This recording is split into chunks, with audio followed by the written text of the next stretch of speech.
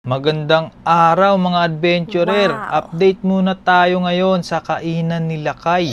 Pero bago ang lahat, gawa muna tayo ng sausawan para solid ang kainan. Huwag na natin patagalin pa, simulan na. Let's go.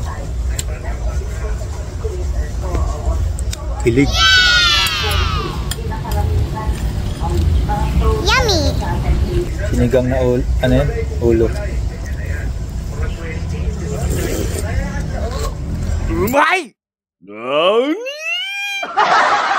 Siya nga pala yung nag-trending ng 2023 dahil sa kanyang napakasarap na bulalo na kalahating ulo ng baboy at sinigang na ulo ng maya-maya. Wow! Dahil sa sobrang lalaki na nga, masarap pa at sobrang mura pa nito. Sa halagang 200 pesos. Grabe guys, pati KMJS pinalabas na siya.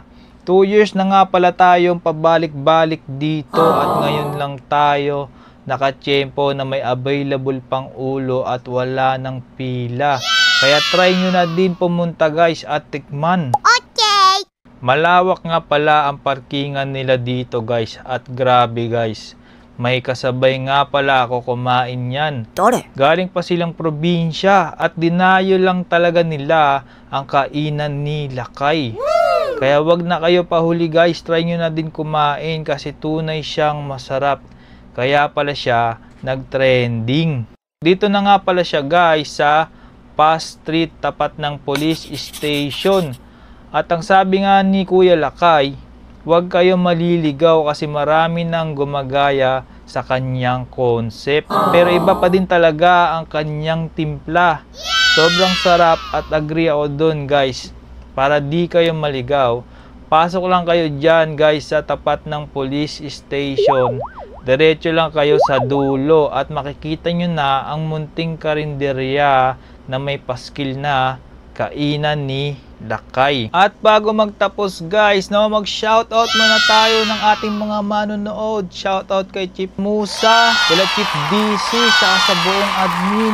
Shoutout po sa inyo. Kay P.O. Bias, P.O. Mojix, at sa buong Team B. Maraming salamat po sa inyong panonood at suporta. Happy birthday nga pala kay Ate Abby Cruz. Happy birthday po sa inyo. At kay Chief Taipan, si Maa, maraming salamat po sa inyong panonood at suporta. At kay Siman Paneda, maraming salamat sa binigay mong wine, de joke lang. Babayaran ko yun, boss, huwag kang mag-alala. Mag-usap tayo bukas. Maraming salamat sa pasabay at kay boss Miklat ng Tundo. Maraming salamat po sa inyo, sa inyong mga suporta. Grabe, araw-araw kayo guys nanonood. Maraming salamat po sa inyo. Di ko alam kung paano magpapasalamat sa inyo, pero maraming salamat po sa inyo. Shoutout po sa inyo. Hanggang sa muli, tuloy ang video. At dito na nga nagtatapos ang food trip adventure natin sa kainan ni Lakay guys. Please pa-like and share at comment na din kayo guys kung nakakain na din kayo sa kainan ni Lakay. Pero sa ngayon, yun lang. Maraming salamat. Paalam.